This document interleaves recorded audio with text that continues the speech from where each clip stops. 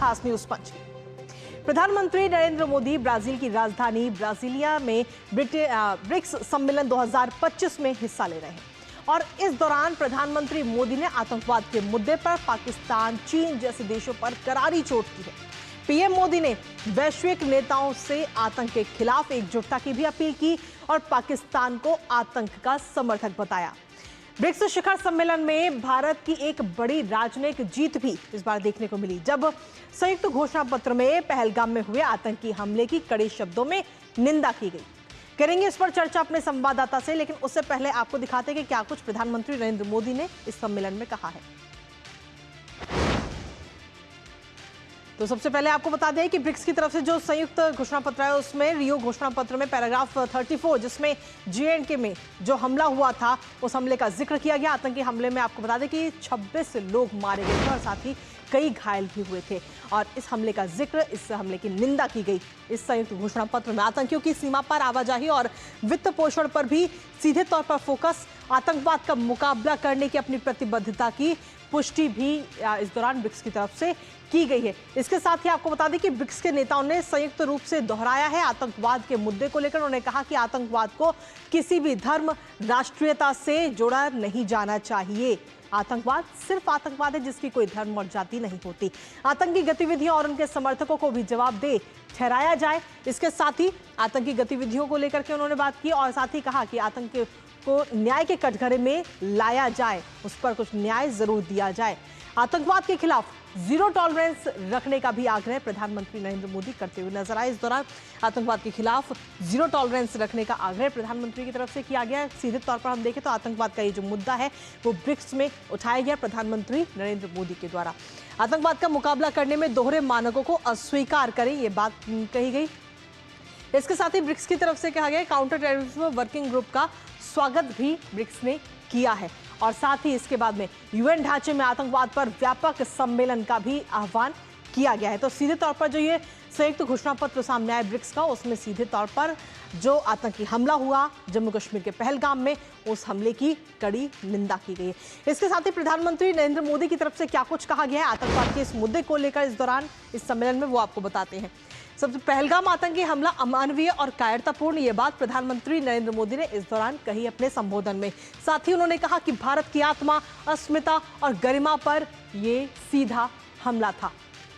आतंकवाद का जिक्र उन्होंने किया। उन्होंने कहा कि आतंकवाद की निंदा हमारा सिद्धांत होना चाहिए, केवल सुविधा नहीं होनी चाहिए। एक मैसेज भी इस वक्त वैश्विक स्तर पर सभी देशों को प्रधानमंत्री नरेंद्र मोदी की तरफ से दिया गया। अगर ये देखेंगे कि हमला किस देश ने और किस पर किया तो विश्वासघात होगा। स्वार्थ के लिए आतंकवाद को मूक सम्मति देना स्वीकार्य नहीं होना चाहिए, यानी कि स्वार्थ के आधार पर यह डिसाइड नहीं होना चाहिए कि आतंकवाद का साथ देना है या नहीं देना। स्वार्थ के लिए आतंकवाद की मूक सम्मति देना नहीं स्वीकार्य नहीं होना चाहिए। ये बात प्रधानमंत्री नरेंद्र मोदी की तरफ से कही गई है। इसी पर ताज़ा अपडेट ले लेते हैं। इस वक्त हमारे साथ में हमारे सहयोगी अखिलेश जुड़ रहे हैं, सीधा उन्हीं का रुख करेंगे। अखिलेश, क्वाड के बाद में अब ब्रिक्स में आखिर किस तरीके से आतंकवाद का ये मुद्दा पूरा गूंजता हुआ नजर आया है?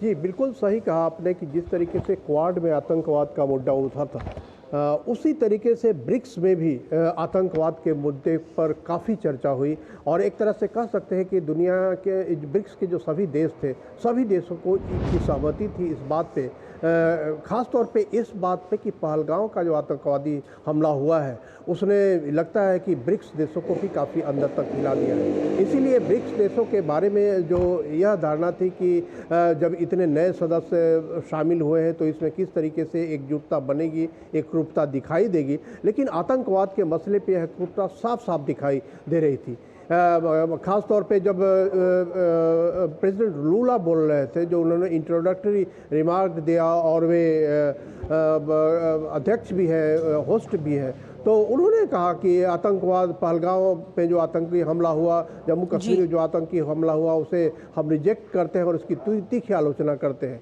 उसके बाद जो जॉइंट डिक्लेरेशन आया, जो पैरा 34 में है जॉइंट डिक्लेरेशन लीडर्स का, उस जॉइंट डिक्लेरेशन में एक बहुत बड़ा पैरा है जिसमें कि लिखा गया है 22 अप्रैल के आतंकवादी हमले के खिलाफ, पहलगांव में आतंकवादी हमले के खिलाफ जिसमें कि 26 लोग मारे गए थे, उसकी निंदा की गई है। और साथ साथ उसमें यह भी कहा गया है कि इसको फिनांस करने वाले, इसको जो भी समर्थन करने वाले हैं, उन सभी लोगों को इस तरीके से दंडित किया जाना चाहिए। जो लोग भी उसमें शामिल हैं उनको आपराधिक कानून के दायरे में लाया जाना चाहिए। तो बिल्कुल कह सकते हैं कि ब्रिक्स में वो बात पूरी तरह गूंजी है जो क्वाड में कुछ दिन पहले सुनाई पड़ी थी। और इस हिसाब से कहें तो आतंकवाद के मसले पे ब्रिक्स ने कोई भी समझौता नहीं किया और आतंकवाद के मसले पे बहुत ही साफगोई के साथ ब्रिक्स ने भारत में जो पहलगांव में जो आतंकवादी हमला हुआ था उसकी निंदा की। और इस तरह के सभी घटनाओं को, आतंकवादियों के मूवमेंट को, बॉर्डर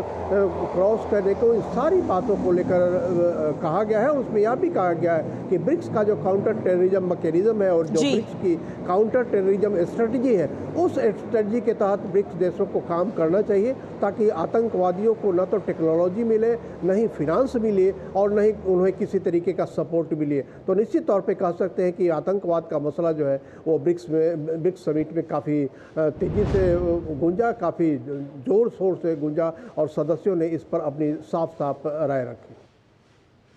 इसके साथ ही अखिलेश, अगर हम देखिए तो आतंकवाद पर भारत का भी सख्त रुख देखने को लगातार मिल रहा है। प्रधानमंत्री नरेंद्र मोदी ने इस दौरान ये भी कहा है कि आतंकवाद की निंदा सिद्धांत होनी चाहिए, ना कि स्वार्थ।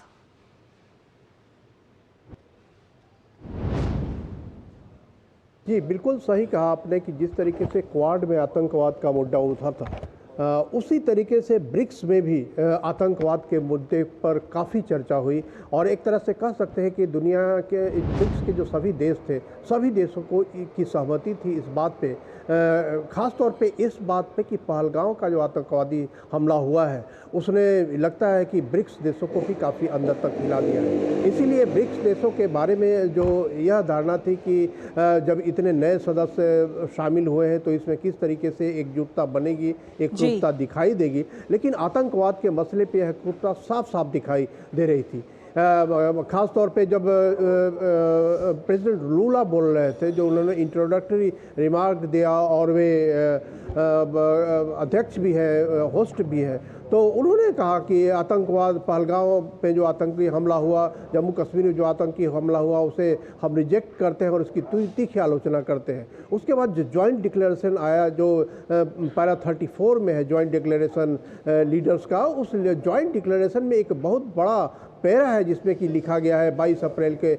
आतंकवादी हमले के खिलाफ, पहलगांव में आतंकवादी हमले के खिलाफ जिसमें कि 26 लोग मारे गए थे, उसकी निंदा की गई है। और साथ साथ उसमें यह भी कहा गया है कि इसको फिनांस करने वाले, इसको जो भी समर्थन करने वाले हैं, उन सभी लोगों को इस तरीके से दंडित किया जाना चाहिए। जो लोग भी उसमें शामिल हैं उनको आपराधिक कानून के दायरे में लाया जाना चाहिए। तो बिल्कुल कह सकते हैं कि ब्रिक्स में वो बात पूरी तरह गूंजी है जो क्वाड में कुछ दिन पहले सुनाई पड़ी थी। और इस हिसाब से कहें तो आतंकवाद के मसले पे ब्रिक्स ने कोई भी समझौता नहीं किया और आतंकवाद के मसले पे बहुत ही साफगोई के साथ ब्रिक्स ने भारत में जो पहलगांव में जो आतंकवादी हमला हुआ था उसकी निंदा की। और इस तरह के सभी घटनाओं को, आतंकवादियों के मूवमेंट को, बॉर्डर क्रॉस करने को, इन सारी बातों को लेकर कहा गया है। उसमें यह भी कहा गया है कि ब्रिक्स का जो काउंटर टेररिज्म मैकेनिज्म है और जो ब्रिक्स की काउंटर टेररिज्म स्ट्रेटजी है, उस स्ट्रेटजी के तहत ब्रिक्स देशों को काम करना चाहिए